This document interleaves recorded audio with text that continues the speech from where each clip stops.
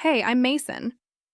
2 weeks ago, my sister screamed at me in front of our parents, "You've destroyed everything," and they just nodded, like it was true. I didn't shout, I didn't cry. I just walked out, taking nothing but my bag and the silence. But this morning, I woke up to 14 missed calls. Now they say they need me.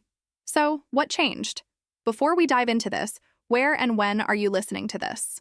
Drop a comment because maybe you've been erased too, just like me, until they realized they needed the person they tossed aside. It was already night, but the air inside the house felt thicker, almost suffocating. My sister, Alexis, sat on the edge of the oversized beige sofa, her ring light casting an angelic glow around her. She was wrapping up a live stream about hitting 50,000 followers on social media. My parents were close by, nodding like she had just won a Nobel Prize. I stood in the doorway, holding a chipped mug of tea I'd reheated twice.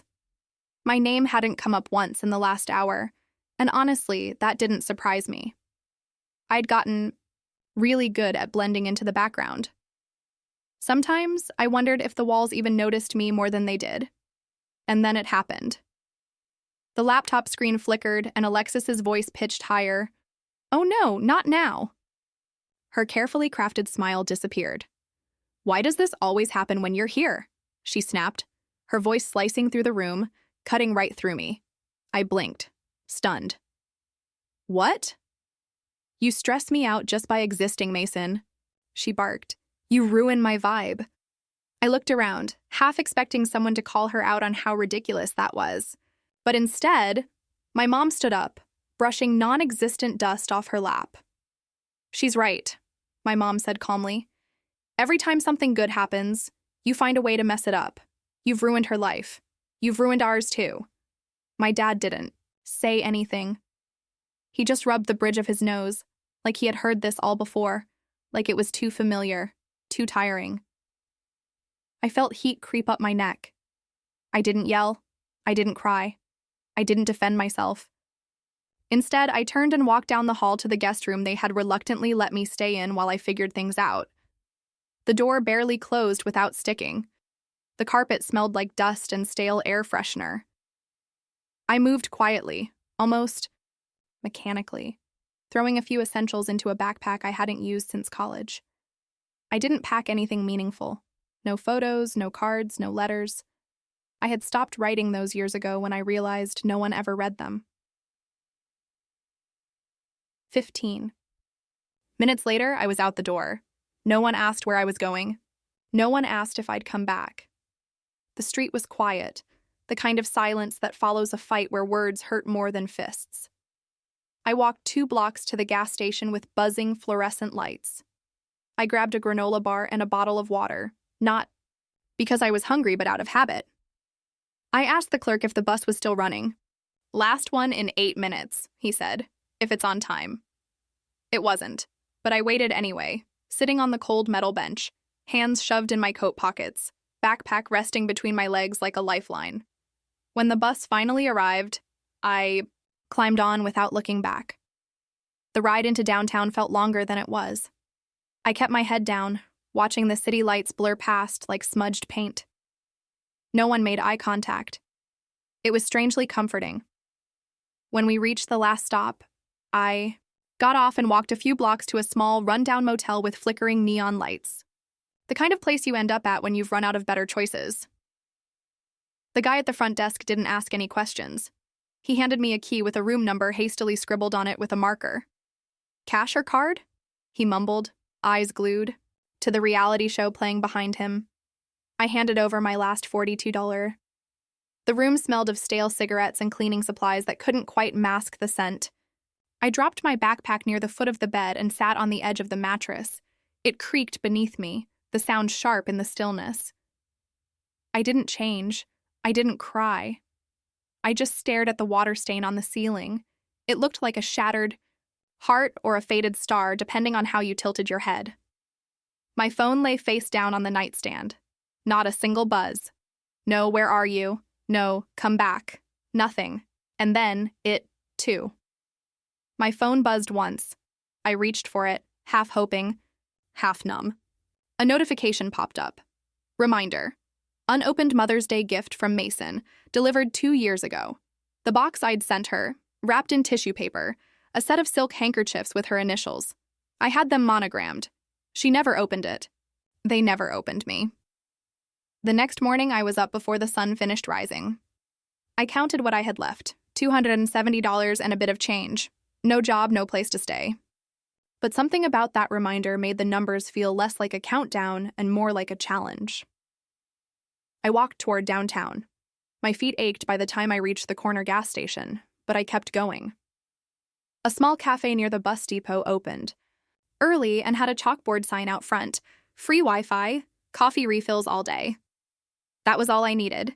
Inside, it smelled like burnt toast and floor cleaner. I ordered the smallest coffee on the menu, $1.75, and sat at a table near the outlet. I pulled out my phone and logged into a few freelance tutoring platforms I had bookmarked years ago, but never used. One of them still had an old profile saved. I updated it, listing specialties in SAT and ACT prep, writing support, study planning, patient, reliable. Under the About Me section, I wrote, I believe in showing up even when no one else does. By I. Noon, I had applied to 16 listings, parents desperate for help with test scores, students overwhelmed by college pressure, people I could understand in ways my own family never tried to understand me. Halfway through the 5th application, I paused. The words reliable, compassionate listener stared back at me from the bio section. I remembered Grandma's voice. You were always the one who listened. She used to say that when I sat at her feet during Sunday dinners while everyone else talked over each other. She saw something in me, not flashy, not loud, but something real. I swallowed hard, thinking back to the funeral. We were in the reception hall, surrounded by polite people with bad potato salad. A family friend I barely knew leaned in and said, Your grandmother's second letter was beautiful. I hope it brought you peace. Second letter? I blinked. At her. I only got one. Her face fell, confused. Oh, I must have been mistaken. She wrote you another one 8 months before she passed. I'm sure it got to you, but it never did. When I asked my mother about it, 3 days after the funeral, still trying to give her the benefit of the doubt, she didn't even blink. Oh, it wasn't anything important. Just sweet old lady things. Just sweet old lady things. That letter, too, had been erased. Just like me. A pattern so long and subtle that you don't notice it until one day you wake up and realize all your edges have been smoothed away by people who said they loved you. I shook the memory off and refocused on my applications. A notification came in. One parent responded, then another. By the end of the week, I had 3 clients, 2 high schoolers, and 1 adult learner preparing for a GED. The library 2 blocks from the cafe allowed guests to borrow Chromebooks for online sessions. I booked 2-hour slots every afternoon and used them like my life depended on it, because it did. The pay wasn't much, but every dollar felt earned. And the students, they listened. They asked questions. They said, thank you. One girl named Natalie said during our second session, You're the only person who's explained this in a way that makes sense. It felt strange being seen by strangers in ways I had never been seen at home. That evening, I returned to the motel and recorded my income on the back of the same receipt from when I checked in.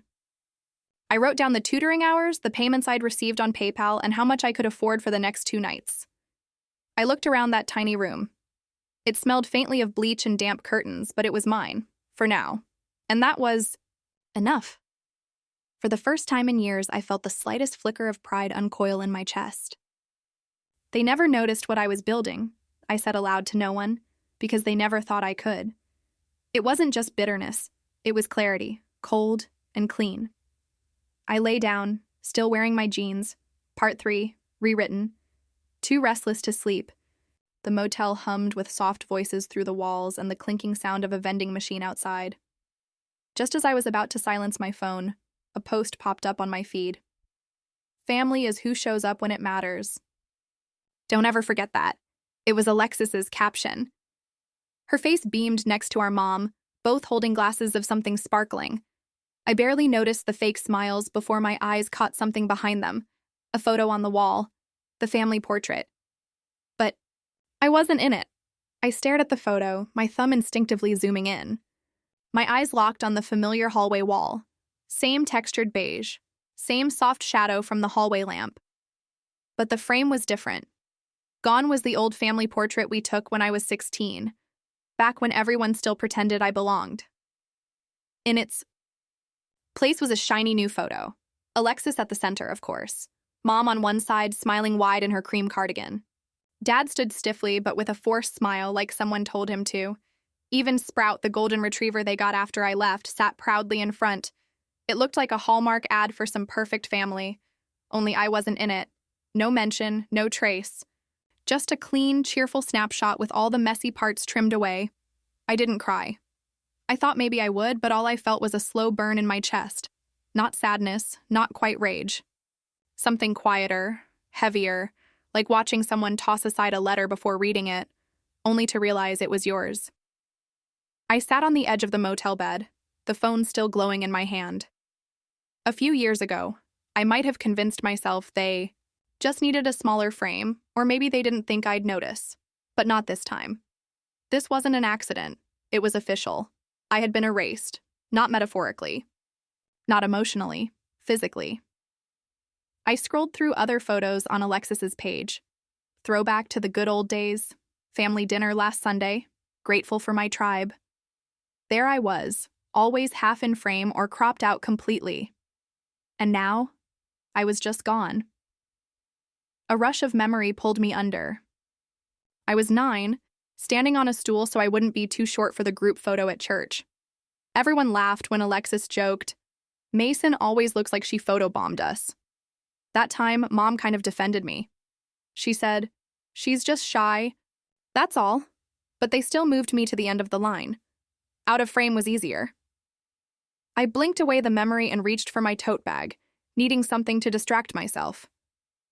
I started organizing my tutoring inquiries, replying to students, filtering messages. It was busy work until I opened the spam folder. There it was. A subject line I nearly missed. Family podcast opportunity. It was from Alexis. My stomach tightened. Opened it. A short, professional note from a PR rep pitching an episode about modern family dynamics through the lens of resilience and social media influence. And then, at the bottom, my sister had written, "She's just bitter and emotionally unstable. We don't talk for a reason. I don't want her involved. It's taken years to rebuild the family's image." My hand tightened around the phone. I could hear the ringing in my ears. I reread the line 3 times. Each word grew louder than the last. Bitter, unstable, rebuild. I didn't cry, I didn't scream. Instead, I took a screenshot. Then another. The next morning, I printed the email from the library and taped it to the motel wall next to Grandma's letter. The words sat side by side, like a before and after. One believed I could build. The other believed I didn't matter enough to be seen. I grabbed a pen. On the motel notepad, I started mapping it all out. Dates, comments, moments, the slow erasure, the dismissals, the backhanded insults that had finally made it into writing. It didn't feel petty anymore. It felt necessary. Later that week, I got a message from a Dallas-based SAT prep group. They'd reviewed my profile and wanted to onboard me for virtual sessions, $75 per student, a number I hadn't seen in years. It meant I could stop living, off-dollar coffee and hope. I accepted the offer without celebration. No jumping, no smiling, just a quiet, steady satisfaction. The kind that stays calm because it doesn't need to be seen. Part 4, rewritten. By Friday evening, I had saved enough for a small room in a shared apartment a few miles away. It wasn't fancy, but it had a door that locked and no flashing neon sign outside. I sat on the bed tracing the edge of the email with my thumb. I wasn't angry anymore. I was awake. There's a difference. A knock on the motel door startled me, sharp, hesitant. I stood slowly and opened it. There she was, Riley, my former best friend. Her face looked thinner, tired. She clutched something in her hands, wrapped in an old dish towel like it had been hidden. "Mason," she said softly. "They told me you were in trouble. I didn't believe them until I saw this. I stepped aside to let Riley in, and she hesitated, like crossing that threshold meant betraying someone. She held out a small envelope, the kind I used to buy in bulk from the stationery shop near the library. My name was written on it in my own handwriting, soft, rounded letters I hadn't used in months. My chest tightened. "It's still sealed," she whispered. "I found it in your mom's desk, under a stack of expired coupons." I didn't reach for it right away. I just stared. "I wasn't snooping," she said, setting it gently on the table by the microwave. "I was dropping off something for Alexis. Verena had me waiting in the kitchen, and it was just sitting there like it meant nothing." I finally picked it up. The envelope hadn't been torn or wrinkled. It looked exactly as it did when I walked it to the mailbox last year, my mom's birthday.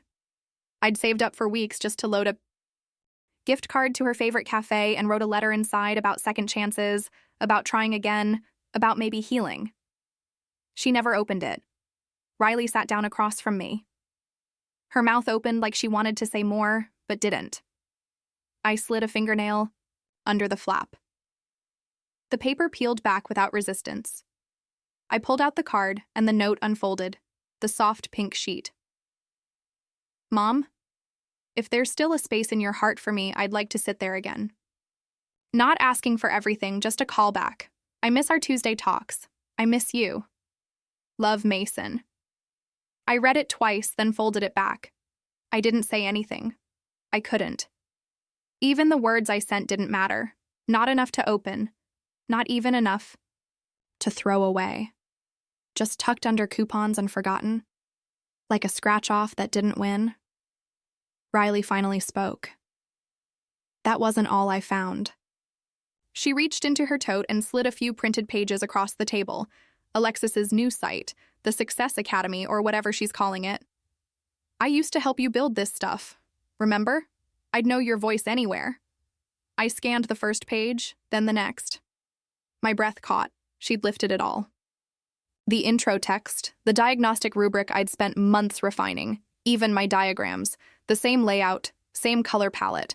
Only now it was under Alexis's name, her photos, her brand. "She said you gave it to her," Riley added quickly. I knew that was a lie. I laughed, one of those short, breathless laughs that dies before it reaches your throat. "Even my sidebars?" I muttered. "Even the section headers?" My voice shook, but I stayed still, like moving would let the betrayal crack open wider. Riley sat quietly while I took it in. A few hours later, she left, hugging me tightly before slipping out the door with tears in her eyes. The room was quiet again. I sat on the floor, my back against the cheap, wood-paneled wall. No music, no TV. Just the hum of the mini fridge and the occasional creak of the pipes. Then came the buzz. The phone screen lit up, missed call, Dad. Then another, and another. I watched as the count ticked up to 14. Voicemails followed. I didn't listen at first, but curiosity peeled me open just enough. The last one was from my father. His voice sounded tired. "Mason, your sister's getting dragged all over the internet. Some blog picked up the story. They're calling it plagiarism. People are mad. She's saying you're lying, but we need your help to calm it down. She's not handling it well. No apology, no acknowledgement. Just the usual pattern. We need you when it burns." I didn't answer. I didn't even text back. I just sat there, phone on my lap, screen still lit, then dark, then lit again. The buzz felt like a mosquito at the edge of sleep. Persistent, nagging, never letting up. "They only ever call," I whispered to the silence, "when I can fix what they broke." My arms felt heavy. I leaned forward, resting my forehead on my knees. Part 5, rewritten. I hadn't cried yet, but this wasn't tears. This was something slower, sadder. I opened my laptop and hovered over my folder marked Curriculum Archive. My finger hovered over the delete key. Maybe I should. Just let it go, erase it all like they tried to erase me. But then I saw something. A folder I hadn't touched in years. Grandma Legal. I clicked on it. Inside was a scan I barely remembered uploading, an image file labeled Will Mason. I opened it. There it was, clear as day, my grandmother's signature, her handwriting, and a clause stating that I, Mason Thompson, was the sole recipient of her educational materials, her curriculum, tutoring designs, and teaching frameworks. I was the legal heir to the very work Alexis had stolen. And it had been scanned 5 years ago, hidden ever since. The next morning, the weight of that scanned file still hadn't faded. I stared at it while the sun crept through the dusty blinds of my small apartment, illuminating the edges of my computer screen like it was some kind of divine spotlight. The words were there, bold and formal, stamped and signed in my grandmother's careful pen. All intellectual property and preparatory curriculum created or co-developed with Mason Thompson shall remain under his sole name. She had protected me. Quietly. Legally. And my mother had ignored it completely. As I sipped lukewarm coffee from a chipped mug, my phone buzzed again. Another voicemail, the second that morning. I didn't want to hear it, but my thumb hovered over the play button. Anyway, I was already spiraling. What's one more turn? Verina's voice came through, softer this time. Mason, please. You can't just let the family fall apart. Your sister's career is hanging by a thread. She said, the family, but I knew what she meant. Them. The ones who replaced my face in pictures. The ones who left my envelope in a drawer like it was trash. Then another voicemail.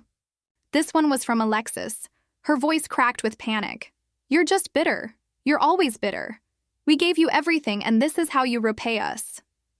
I could almost see her pacing around in some pristine room, mascara trailing down her cheeks, blaming me like she always did. We gave you everything, she said. What a joke, I whispered into the silence. You erased me and still expect me to be your savior? My hands were steady as I printed the will. No drama, no tears, just clarity. I pinned it to the wall next to the email screenshot and the faded note from Grandma. One was typed, one was printed, and one was handwritten. All of them told the same story. I'd been erased, and now they were demanding I paint myself back into their lives to fix their mess. I stared at that wall for a long time. By lunch, I'd made up my mind. I found a lawyer in Austin who specialized in intellectual property and quietly booked a consultation. When I arrived, I brought the printout with me. In a calm voice, I told her, I'm not asking to sue. Not yet. I just want this documented, verified, and publicly filed. I want ownership. To be formal and known. The lawyer, a woman in her 50s named Margot, raised an eyebrow after reading the will. You don't need a lawsuit to take back what's yours, she said, tapping the page. You just need a notice. I left her office with paperwork in hand, sunlight warming my back, and something inside me I hadn't felt in years. Control. But that peace didn't last long. That night, there was a knock. 3 firm, familiar raps. I looked through the peephole and nearly stepped back in disbelief. Verina, Gareth, and Alexis. I opened the door but didn't invite them in. We stood in the narrow hallway. The air felt sharp, like everything between us had hardened into glass, ready to shatter if anyone raised their voice. Verina looked exhausted. Her lipstick was faded. Her hands trembled. Gareth said nothing. He never did. Alexis's eyeliner was smudged. Her curated shine was cracking. And she knew it. We made mistakes, Verina began, clasping her hands. We know, but family means forgiving. I didn't blink. No, I said softly. Family meant not burning my Part 6, rewritten, letters. It meant opening my envelope. It meant saying my name in your family appreciation posts. Verina looked down. I turned to Alexis. She met my gaze like a child who'd been caught, but didn't know how to apologize. This time I told them, stepping back, I'm not the one fixing your mess. I didn't slam the door. I didn't yell. I simply closed it with a click and turned the lock. Later that night, after showering off the tension and pouring myself some chamomile tea, I checked my email and froze. A bold red notification greeted me. Your professional site has been flagged. and temporarily suspended due to multiple copyright violation claims. I clicked the details. Someone, an anonymous IP, had filed claims against my own curriculum. My stomach twisted. They'd come back for me. Not with words, but with paperwork. They tried to erase me one more time, but now I was ready. By the time I opened my eyes the next morning, the sky outside was already a dull gray. One of those mornings where light feels more like pressure than promise. I reached for my phone automatically, expecting the usual overnight tutoring emails or calendar pings. Instead, the first thing I saw was a red flag banner on my screen. Your website has been temporarily suspended due to a reported copyright violation. I sat up, heart pounding but hands steady. A second notification followed, then a third. The subject lines were nearly identical. Urgent copyright claim review pending. At first, I thought it was some glitch or bot, but when I clicked through and saw the claim details, my blood went cold. Proprietary content in use without consent. There was no sender name, just an anonymized IP address tied to the complaint. But Margot, my attorney, was already ahead of me. Within the hour, she called. It traces back to Alexis's branding. Agency, she said flatly. It's not a coincidence. I didn't scream. I didn't cry. I took a breath, opened a new folder, and began. I took screenshots of every page, every time-stamped lesson, every outline, and every diagram I'd created. I retrieved the PDF of my grandmother's will, highlighted the exact clause that secured the intellectual property, and even included early drafts I'd saved on a cloud backup, dated before Alexis even launched her academy. I wrote the counterclaim with the tone of someone who had nothing left to prove. I don't scream anymore, I typed to myself while organizing the files. I document. That same afternoon, I sent an email, not just to the board hosting my platform, but to all my tutoring, clients and professional contacts.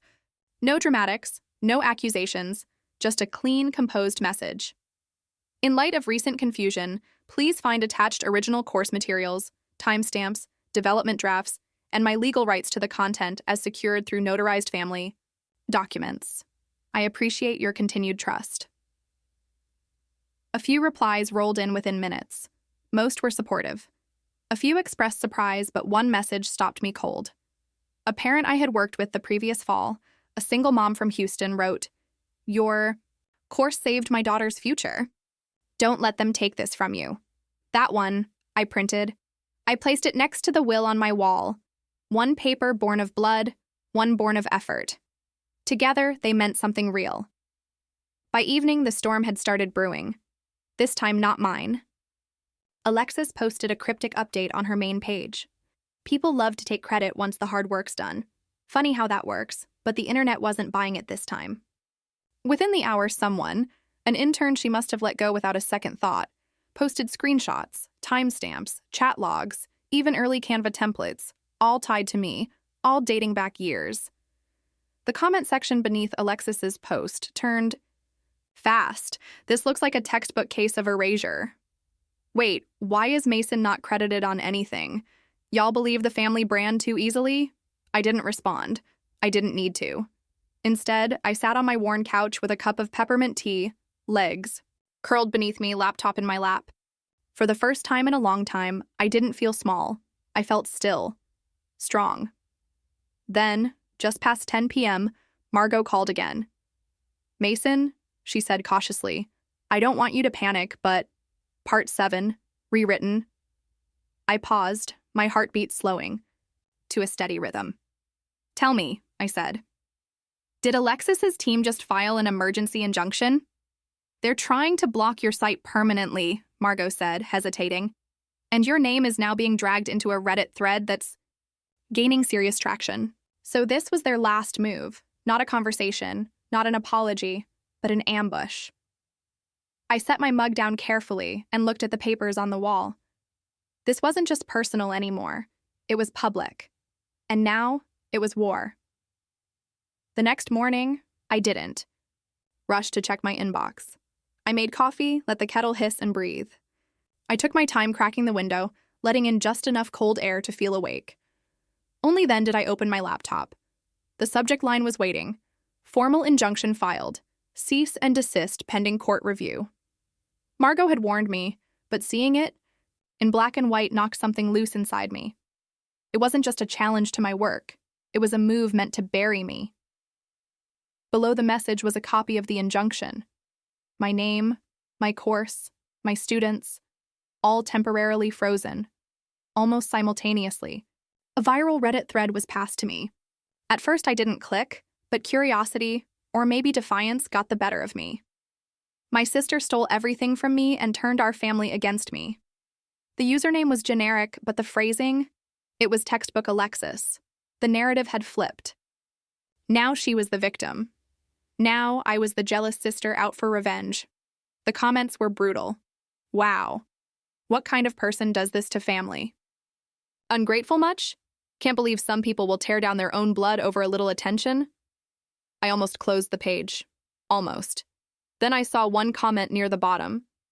Funny how the receipts always show up when the loud ones overplay their hand. It stopped me cold. It wasn't loud. It wasn't long. But it reminded me I had the receipts. All of them. I didn't waste another second. I pulled up my webcam, kept the room dim, no makeup, no angles, just me. And I spoke, not with anger, not with apology. I placed the printed will in front of me. Read the paragraph aloud. The clause about ownership. I showed the signed page, then screen shared the original curriculum files, the drafts, the timestamps, the side-by-side comparison of her rebranded content, and finally, the emails. The one from her agency, the one from her PR team, all with my name scrubbed out. When I finished, I looked directly into the lens. They say silence is strength, I said quietly. But sometimes, truth needs a voice. This is mine. I didn't add music, no dramatic cuts. I didn't ask for support or sympathy. I just clicked upload and let it go. Within 2 hours, my phone didn't stop buzzing. Old clients shared the video. This woman helped my son pass his GED. She worked with my daughter when no one else would. She's the reason my kid got into college. A teacher I'd collaborated with reposted my slides. A blogger I'd never met stitched the video on TikTok, praising the calm clarity. Even the Reddit moderators took action, labeling the original thread a misrepresentation and locking the comments. Something was shifting. Slowly, but undeniably. Late that night, I got a voicemail from my mother. Her voice was low. No performance. Just tired. We're sorry. Not for everything. Maybe not yet. But for now. For letting it happen. You didn't deserve that, Mason. She didn't ask me to call back, and I didn't. That part of me, the one that wanted to hear those words since I was 9 years old, didn't jump. It didn't reach. It just listened and let it settle. A few hours later, there was a knock on my door. No one I knew had said they were coming. I opened it slowly.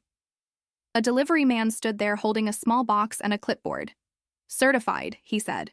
Signature required. I signed, closed the door, sat on the edge of my bed, and peeled back the seal. Inside was a single envelope, legal-sized cream paper from Alexis's lawyer. I opened it and read, Proposed settlement agreement enclosed. Confidentiality required. Full rights and name restoration in exchange for non-disparagement.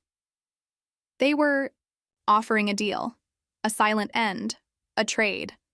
But they were wrong about one thing. Silence didn't protect them anymore. It just bought my Part 8, rewritten. The check sat on my desk, unshaken. 6 figures. A quiet bargain wrapped in a bow of forgive and forget, but the weight of it was obvious. My fingers didn't falter as I opened the NDA behind it.